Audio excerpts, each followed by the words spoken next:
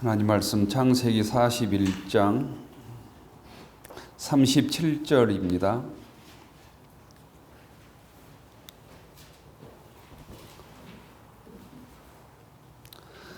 창세기 41장 37절부터 마지막 57절까지 교독하십시다.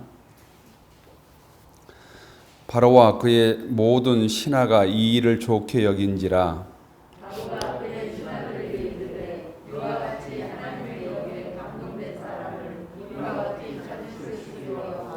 요셉에게 이르되 하나님이 이 모든 것을 내게 보이셨으니 너와 같이 명철하고 지 있는 자가 없도다.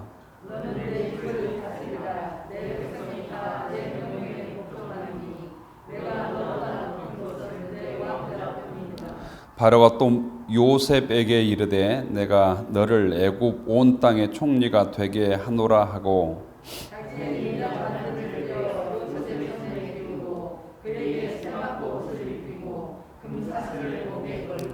자기에게 있는 버금술에 그를 태우매 무리가 그의 앞에서 소리 지르기를 엎드리라 하더라. 바로가 그에게 애굽 전국을 총리로 다스리게 하였더라.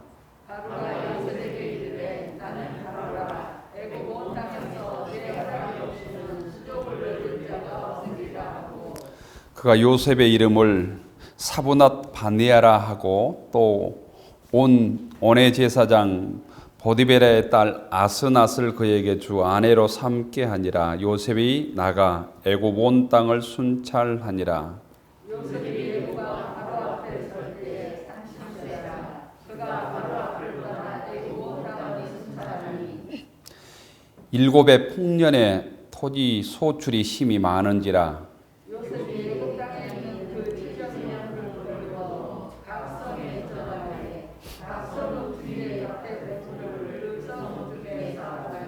쌓아둔 곡식이 바다 모래같이 심이 많아 세기를 그쳤으니 그 수가 한이 없음이었더라.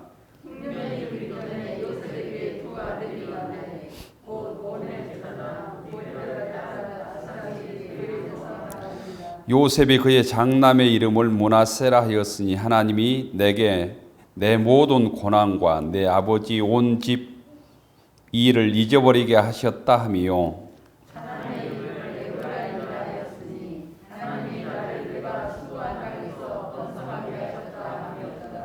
애굽 땅에 일곱의 풍년이 그치고 요셉의 말과 같이 일곱 해의 풍년이 이르기 시작하여 각국에는 기근이 있으나 애굽 온 땅에는 먹을 것이 있더니 애굽 온 땅이 굶주림에 백성이 바로에게 부르짖어 양식을 구하는지라. 바로가 애굽 모든 백성에게 이르되 요셉에게 가서 그가 너희에게 이르는 대로 하라 하니라.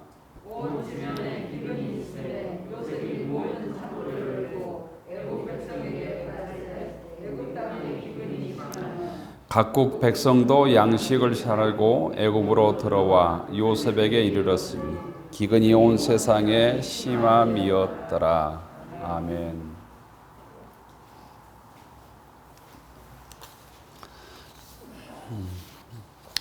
주님의 말씀에 함께 은혜 받는 시간 되기를 축원합니다. 내일이 수능일이죠. 우리 교회 교우들 자녀는 4명인데 한슬이하고 성진이하고 시영이하고 태정인데 본인들도 마음이 긴장되겠지만 부모들도 그럴 것 같습니다. 우리 조은자 집사님 그래서 교회 오셨을까 걱정되고 그런데 인생 살다 보면 우리 수능 시험 보는 학생들에게는 제일 큰 시험 또 시련 또 고비 또 매듭을 짓는 때가 아닐까 생각해 봅니다. 그런데 살다 보면 수능 시험일이 작은 매듭일 뿐이구나, 더 큰 매듭들이 참 많구나, 더 큰 시험이 많구나, 더 큰 고비들이 많구나, 이것들을 많이 경험하게 되지요. 날씨가 내일 춥다고 그러는데 수학 능력 우리 교우 자녀들이 잘 치를 수 있기를 함께 기도해 주시길 바랍니다. 수능이라고 하는 매듭을 잘 매듭 짓고 또 신앙 안에서 미래를 향해서 더 달려가고 주의 복을 받는 귀한 자녀들이 되기를 바랍니다. 주님께서 우리를 세상에 너희들이 세상의 빛이다, 세상의 소금이다 이런 말씀하셨지요. 근데 소금은 그 맛을 잃으면 무엇으로 짜게 하리요? 주님께서 이렇게 반문하셨습니다. 빛인데 빛을 내지 못하면 그 빛의 기능은 다하는 것이죠. 예수님께서는 부패한 세상에서 우리들에게 네가 소금이 되라 이렇게 말하지 않고 네가 소금이다 이랬다는 거예요. 또 예수님께서는 칠흑과 같은 이 어두운 세상에서 너희들이 빛이 되어라 이렇게 말하지 않고 너희들이 빛이다 이렇게 과거형 형태로 이미 인정하시고 이미 그 규정하셨다는 거죠. 빛이 되어라, 소금이 되어라 이렇게 말하지 않고 너희들이 빛이다, 너희들이 소금이다. 이미 예수 믿는 그 순간 우리가 빛이고 소금이다라는 거예요. 그 역할들을 잘 감당해야 된다라는 뜻입니다. 다른 말로 얘기하면 이 얘기는 뭐냐면 부패한 세상에서 너희들이 대안이다. 칠흑하던 어둠에서 너희들이 빛이다라는 것은 너희들이 어둠을 밝히는 존재다라는 뜻이라는 거예요. 흔히 우리가 세상에 대해서 불평을 하죠. 정치권에 대해서도 불평을 하고 뭐 부패했다고 썩었다고 세상이 칠흑같이 어둡다는 불평을 하는데 곧 어떤 의미에서는 기독교인들은 불평할 수 없는 존재라는 의미도 있습니다. 우리가 소금이 되지 못하고 빛이 되지 못하기 때문에 그만큼 세상이 부패하고 어둡다고 하는 반증이기도 한 것이죠. 그런 의미에서 부패한 세상이나 어두운 세상에 막 큰 소리치고 썩었다고 막 말한다고 세상이 맑아지거나 세상이 밝아지는 것이 아니라는 것이죠. 말하지 않아도 맛을 내면, 말하지 않아도 빛을 비추면 어둠이 물러가고 부패한 세상이 맑아지고 건강해진다고 하는 사실도 알아야 되는데 오늘 창세기 41장 우리가 37절부터 57절까지 읽었는데 우리는 세상의 어떤 대안적인 존재다라는 거예요. 기독교인은 세상의 대안이 되어야 된다라는 거예요. 그 역할들을 잘한 대표적인 사람이 오늘 성경에 나오는 요셉이라고 하는 사람이지요. 대안적인 존재로 인생을 살았던 사람이 요셉이다라는 거예요. 요셉은 곧 문제를 이렇게 만드는 사람이 아니라 문제를 해결하는 사람이었다라는 거죠. 바로 앞에서 요셉은 꿈을 해석해 주는 자로 부름을 받았습니다. 수없이 많은 세상 사람들이 곧 고관 대작들이 또 관원들이 또 꿈을 해석하는 사람들이 그 문제를 해결하지 못했다라는 거예요. 근데 요셉이 그 문제를 해결하는 자로 부름을 받았다라는 거예요. 기독교는 그런 의미에서 문제를 만드는 사람이 아니라 문제를 푸는 사람. 내일 수능생들이 문제를 푸는 사람이잖아요. 문제를 내는 사람이 아니라 문제를 푸는 학생들인 것처럼 기독교인들은 어떻게 보면 세상의 문제를 푸는 사람이다라는 생각을 해봅니다.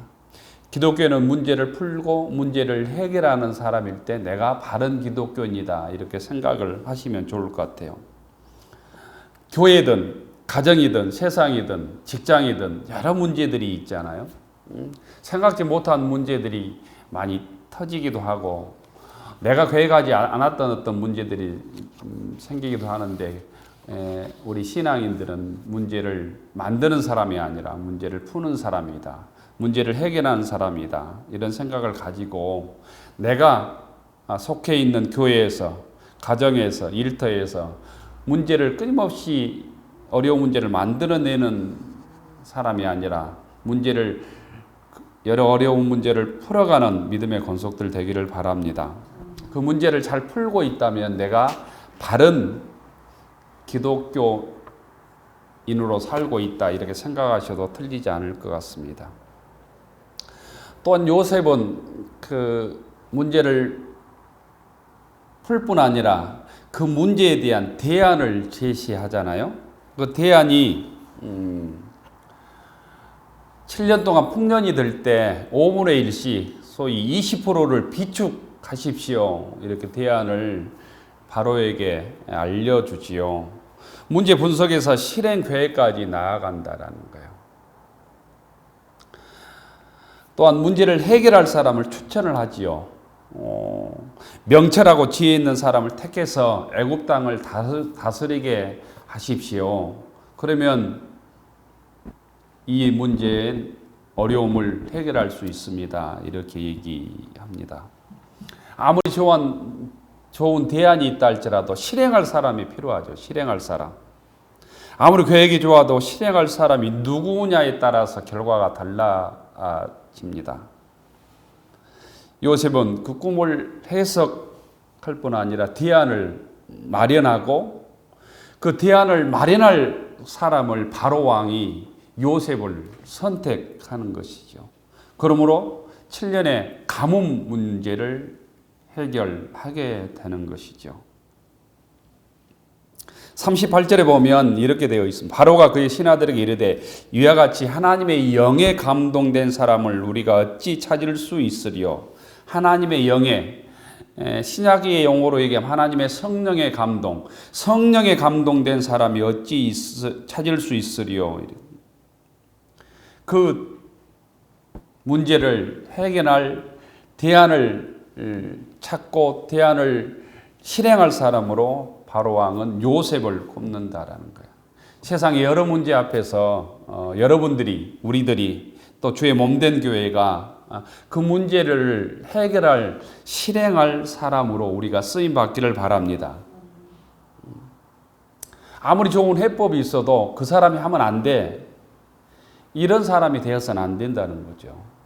이 어려운 문제도 그 집사님에게, 그 장로님에게, 그 목사님에게, 그 권사님에게 맡기면 문제가 잘 해결되고 평화가 찾아올 것이라고 이런 사람이 될 수 있기를 바랍니다.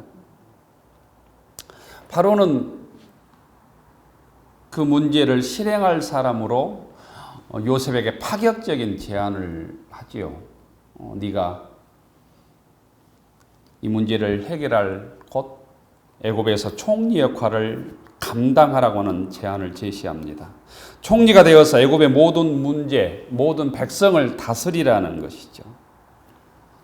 사람의 안목을 알아보는 바로의 안목이 대단함을 볼 수 있습니다.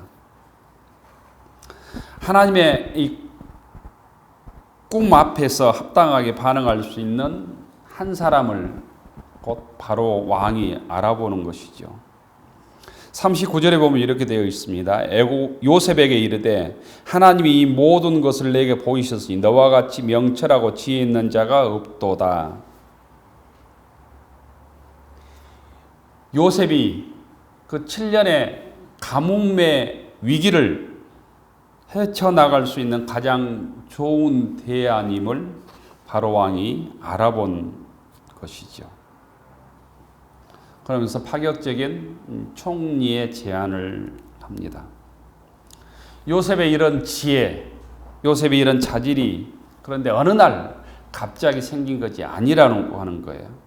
요셉은 그동안 혹독한 어떻게 보면 하나님의 훈련을 받은 것이죠. 혹독한 훈련을 받아서 그 바로의 문제를 해결하고 풀 수 있는 대안이 된 것이라는 말이죠. 그 힘들고 고단한 훈련을 잘 참고 인내함으로 이렇게 쓰임받을 수 있었던 것이죠. 요셉은 신앙적으로 보면 그 힘든 와중에서도 하나님을 떠나지 아니했다는 거예요. 신앙의 자리를 떠나지 아니했다는, 믿음의 자리를 떠나지 아니했다는 거예요. 하나님과의 친밀함을 계속 유지했다는 거예요. 형제들에게 팔릴 때에도, 보디발의 아내의 유혹을 물칠 때도, 또 모함을 받아서 보디발의 감옥 집에 감옥에 있을 때에도 또 술 맡은 관원장이 자기의 간청을 잊어버렸을 때도 절대로 하나님을 원망하거나 세상을 원망하거나 사람을 원망하지 아니하고 인내하며 하나님과 친밀하게 지내며 신앙을 붙잡아 하나님의 말씀을 붙들었다라는 거예요. 곧 하나님의 어떤 시험에 합격했다라는 거예요. 요셉은 대안을 제시할 수 있는 훈련을 받았고 역량을 여기까지 키워온 것이다라는 거죠. 어떤 일이든지 한순간에 이루어지지 않지요. 요셉은 오랫동안 애굽 나라의 문제를 해결할 수 있는 대안으로서 곧 하나님의 여러 가지 시험과 시련, 곧 연단을 잘 견뎌오고 훈련을 받은 것이다라는 거예요. 우리들도 마찬가지입니다. 우리가 인생을 살다 보면 원망할 수밖에 없는 일, 불평할 수밖에 없는 일이 생기지요. 또 쉽게 남을 비난함으로 책임 전가하기 쉬운 환경도 열어집니다. 그러나 요셉의 모습을 우리가 배워야 합니다. 원망과 불평을 그치고 남을 비난하기를 중단하고 대안을 마련하고 신앙의 대안으로서 하나님의 자녀로서 그 문제를 풀므로 하나님께 쓰임받는 믿음의 권속들 되기를 바랍니다. 주님이 주시는 믿음과 지혜로 우리에게 일어난 일의 분석을 넘어서서 하나님의 대안으로 쓰임받는 저희들이 되었으면 좋겠습니다. 지금은 텔레비에 나오지 않고 여수에서 화가 그림 그리고 있다는 얘기를 드렸는데 한 7, 8년 전에 꽤 텔레비에서 많이 나와서 강연했던 인기 있는 강사 중에 한 사람이 김종훈이라고 하는 사람이 있었습니다.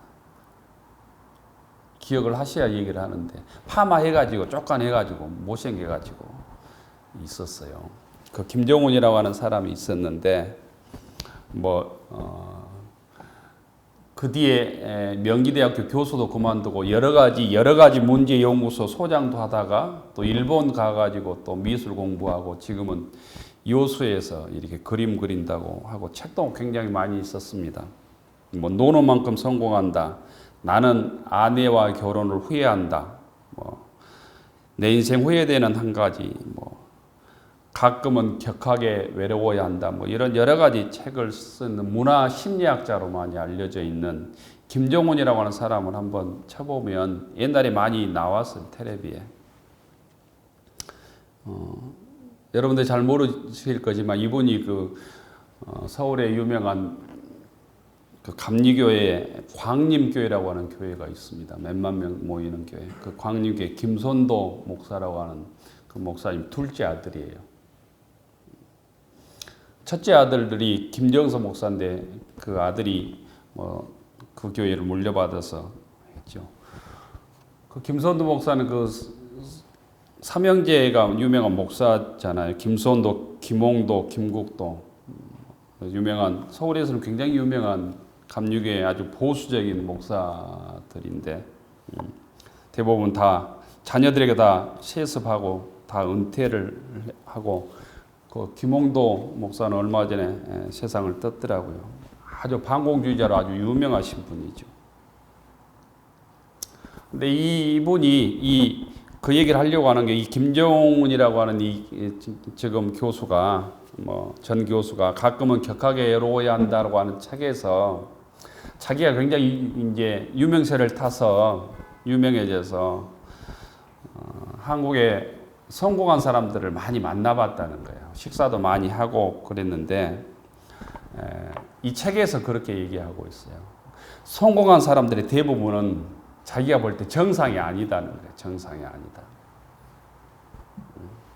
그런데 그 사실을 자신만 모른다는 거예요. 주변 사람들은 다 아는데 성격 파탄자라든가 이상한 사람들인데 자신만 모른다라는 거예요.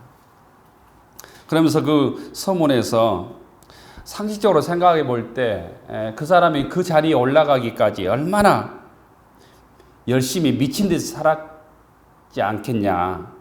이를 악물고 온갖 모욕을 참고 견디지 않았겠냐. 그 자리에 올라가기까지 얼마나 많은 경쟁자들을 물리치고 싸우지 않았겠냐. 그러면서 생각도 망가지고 마음도 망가지고 몸도 망가지고 그러면서 그 자리에 올랐는데 그 사실을 본인만 모른다는 거예요. 본인만 모른다. 그런데 주변 사람들은 다 안다라는 거예요. 왜 말하지 않느냐. 돈과 권력 때문에, 돈과 권력을 가지고 있기 때문에 주변 사람이 다 알면서도 말하지 않는다는 거예요. 그런데 이 김정훈 전 교수는 이런 사람들은 한 방에 훅 간다, 뭐 이런 표현을 썼어요. 그러면서 그런 사람들의 성공은 진정한 성공이 아니다라는 거예요. 성공 같지만 많은 사람들이 그냥 아부를 하고 굽신굽신하지만 진정한 성공이 아니다라는 거예요. 자기가 병든 것을 모르고 자기 생각이 잘못된 것을 모르고 제정신이 아닌 것을 모르고 살아가는 성공은 성공이 아니다라는 얘기를 했습니다. 그런데 한국 사회는 지금까지 그런 사람들의 성공에 열광했다라는 거예요. 대표적인 지금 살아있는 사람의 대표적인 성공 신화의 1순위가 이명박 아니에요? 이명박. 현대건설의 회장을 했던 성공 신화의 주인공이 이명박이죠. 이명박 전 대통령의 모습을 보면 지금까지 한국 사회가 그렇게 달려왔다라는 거예요. 맹목적으로 성공만 추구했다라는 거예요. 그 성공을 통해서 무엇을 이룰 것이냐 이걸 잊어버렸다라는 거예요. 근데 그 책을 보면서 교회도 이와 별반 다르지 않았다라는 거예요. 교회도. 무조건 크게 짓고 사람 많이 모이면 뭐 큰 교회, 좋은 교회라고 생각을 했고 또 그런 목회자를 성공한 목회자로 우리가 흔히 추앙하고 작은 교회 목사님은 뭔가 덜 떨어지고 뭔가 게으르고 뭐 기도를 안 해서 하나님께서 복을 안 줘서 뭐 작은 교회 하는 것처럼 생각을 하는 시대 풍토가 지금까지 이어왔죠. 그 목사님이 어떤 생각을 하고 어떤 설교를 하느냐에 전혀 귀르지 않고 그냥 꽁 잡는 게 매라고 어떤 방법, 세상의 방법을 보다 더 치졸하고 더 비상식적인 방법을 통해서라도 교회를 크게 짓고 사람만 모이면 성공한 목회자처럼 뭐 하나님의 종처럼 떠받들어진 모습이 한국교회 지금까지 모습이었다라는 거예요. 그래서 한국교회가 많아지고 사람들이 많아졌지만 세상을 구원하지 못하고 있는 것은 아닌가 이런 생각을 해봅니다. 이런 모습이 한국교회 초라한 모습이고 우리 신앙인들이 바른 신앙인이 어떤 것인가를 우리가 생각하지 않는다면 이런 모습들이 계속될 뿐 아니라 교회는 커질수록 세상에서 빛과 소금의 역할을 감당하지 못하는 세상이 교회를 걱정하는 모습은 계속될 것이다 이런 생각을 해요. 그런 의미에서 신앙인의 성공은 세상 사람들의 그 정상적이 않는 사람의 성공과는 달라야 된다는 거예요. 성공이 무언가 그 기준도 달라야 된다는 거예요. 신앙인은 성공 너머에 하나님의 계획과 인도하심에 겸손히 순종하지 않으면 세상 모습의 성공은 성공이 아니다고 우리가 생각을 해야 돼요. 하나님께서 나를 통해서 그 높은 자리에 세상에서 말하는 뭐 성공의 자리에 올려놓았으면 하나님께서 왜 그 자리에 나를 올려놓으셨는가, 나를 부르셨는가를 생각해야 된다는 거예요. 하나님의 인도하심에 우리의 신앙이 열려 있어야 된다는 거예요. 또한 그런 의미로 신앙을 우리가 생각해 보면 내가 고난의 현장에 있다 할지라도 저 낮은 자리에 있다 할지라도 하나님께서는 요셉을 노예를 통해서 또 감옥을 통해서 훈련시키고 있는 것처럼 하나님의 손길이 그 낮은 자리에도 우리를 연단시키고 훈련시켜가고 있음을 믿는다면 우리가 절망하고 낙심하지 않게 되는 것이죠. 높다고 크게 쓰임받는다고 말할 수도 없고 낮다고 하나님께 버렸다고 말할 수 없다는 거예요. 그 낮은 혹독한 시련의 시기를 우리가 어떻게 믿음으로 잘 이겨내느냐에 따라서 우리가 하나님의 뜻을 이룰 수도 있고 하나님께 버림받을 수도 있게 되는 것이죠. 요셉을 보면 그런 혹독한 시련의 과정들, 정말 땅에서 가장 낮은 자리의 그 시간들을 정말 신실함으로 하나님과 교통하고 친밀함으로 보냈기 때문에 그 총리 대신이 됐지만, 총리가 되었지만 거기에서 교만함으로 넘어지지 아니했던 것이죠. 성경에 기록되어 있지 않지만 우리가 상상해 보면 총리가 되었을 때 얼마나 많은 유혹이 있었겠습니까? 얼마나 많은 모함이 있었겠습니까? 하지만 그 유혹과 모함에 넘어지지 않을 수 있었던 것은 그 시련의 과정들을 통해서 단단한 믿음의 훈련을 했기 때문에 균형 잡힌 그 신앙으로서 흔들리지 않았던 것이죠. 우리는 흔히 하나님께서 맡겨주신 작은 일들은 없은 여기고 큰 일을 맡겨주면 잘할 것처럼 생각을 한데 그렇지 않다라는 거예요. 요셉의 삶을 통해서, 요셉의 여정을 통해서 우리가 어떤 상황이 있다 할지라도 요셉처럼 친밀하게 하나님과 교통함으로 하나님으로 인하여 만족하는 믿음의 권속들 되기를 원합니다. 오늘 요셉을 보면 바로왕이 요셉을 얼마나 귀하게 여겼는지를 알 수 있습니다. 42절에 보면 바로왕이 자기의 인장반지를 빼서 요셉의 손에 끼워주지요. 그리고 세마포 옷을 입혀주고 금사슬을 목에 걸어줍니다. 인장반지는 왕의 소위 인감도장이 새겨져 있는 반지예요. 제국의 공식 문서에는 그 왕의 이름이 반포되고 실행할 때 그 인장반지를 찍었다고 그럽니다. 그 인장반지를 요셉에게 끼워줬다고 하는 것은 황제의 권한을, 바로의 권한을 너에게 준다라고 하는 의미겠죠. 세마포 옷을 입혀준다고 하는 것은 고관 대작들이 입는 옷은 신분을 상징하잖아요. 중국의 황제가 입는 그 왕의 옷을 소위 용포라고 그래요. 골용포라고 그러잖아요.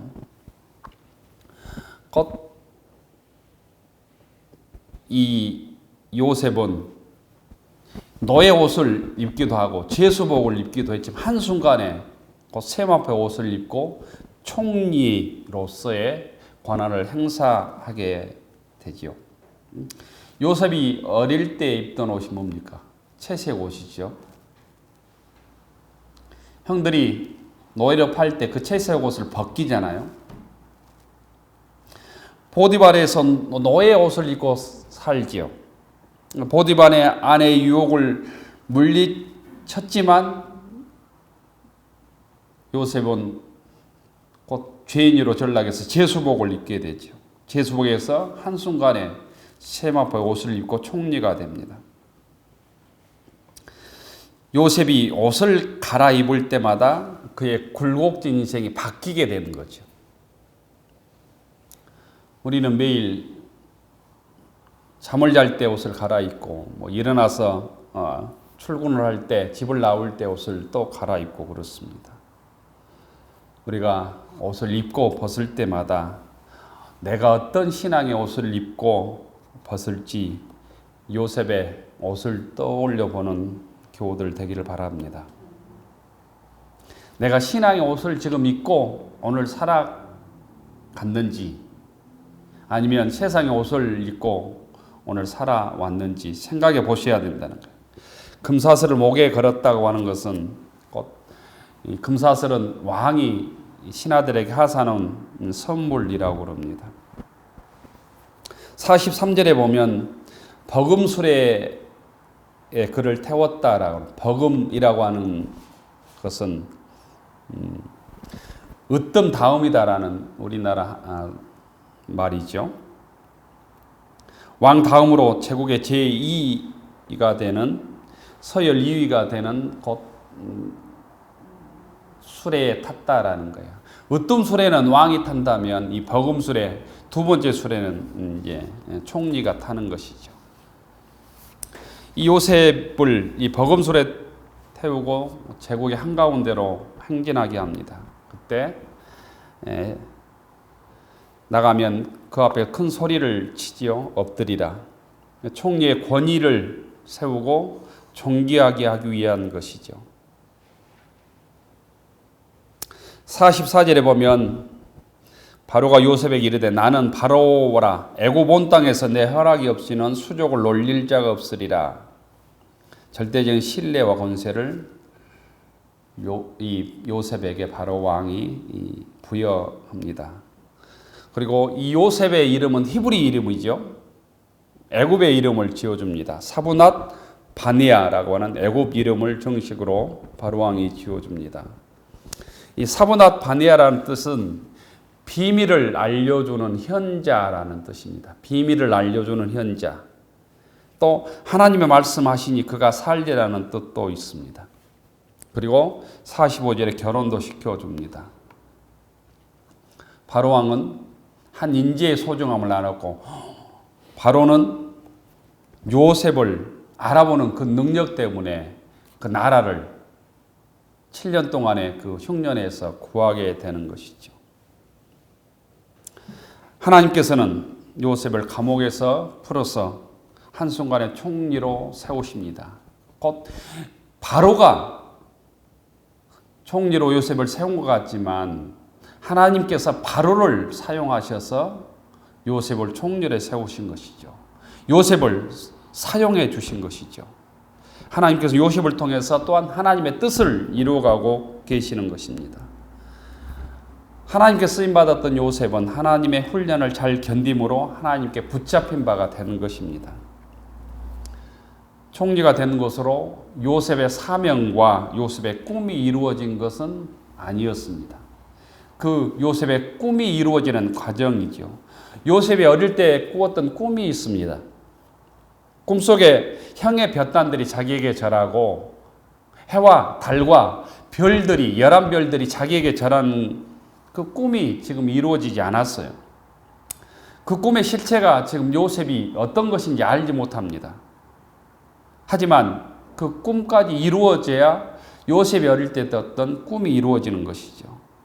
그 꿈이 이루어질 때가 요셉의 사명이 끝난 것이 아니다라는 거예요. 그런 의미에서 요셉의 성공은 자신만의 성공이 아니라 애국을 살리고 가족을 살리고 하나님의 뜻을 온천하에 드러내는 데 있었습니다. 그런 의미에서 기독교인의 성공, 우리들의 성공은 그 성공을 통해서 나만 잘 먹고 잘 사는 데 있지 않다라는 거예요. 나만 잘 먹고 잘 살고 내 성공 때문에 누군가 피해를 입고 있다면 그게 하나님의 성공이 아니라 마귀의 성공인지도 모릅니다. 반드시 하나님의 성공은 나를 통해서 다른 사람을 유익하게 한다. 주의 뜻이 전해져야 된다는 거예요. 주의 평화가 전해져야 된다. 주의 복음이 전해져야 된다. 근데 우리들을 통해서 여러분들을 통해서 그 하나님의 꿈들이 이루어지는 성공자가 될 수 있기를 바랍니다.